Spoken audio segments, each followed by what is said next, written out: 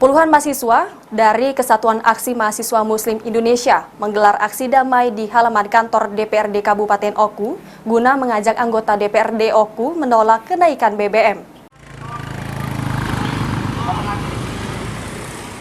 Menolak kenaikan harga BBM, para peserta aksi mendatangi gedung DPRD Oku dengan berjalan mundur sambil mendorong kendaraan roda 2 sebagai gambaran sulitnya mendapatkan BBM. Selain itu, dalam aksi ini yang diwarnai dengan teritikal naiknya harga BBM sehingga semakin menjulitkan masyarakat.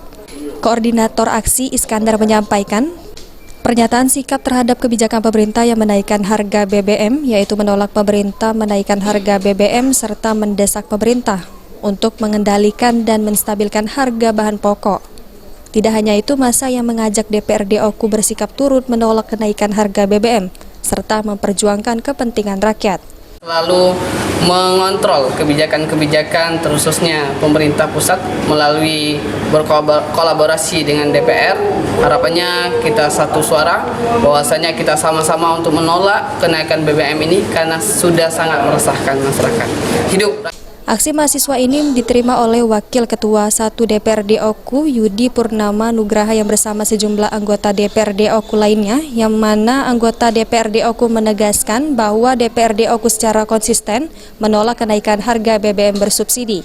DPRD jelas sudah 2 kali menerima perwakilan dari rekan-rekan mahasiswa, mulai kemarin diterima Pak Ketua, hari ini kita terima secara bersama-sama bahwa DPRD Oku menolak segala bentuk kenaikan BBM dan menolak segala upaya pemerintah untuk menaikkan BBM dengan satu-satunya dasar memikirkan kehidupan rakyat yang semakin hari setelah wabah COVID merebak belum membaik sehingga hari ini. Jadi sikap DPRD tidak akan pernah berubah menolak kenaikan BBM.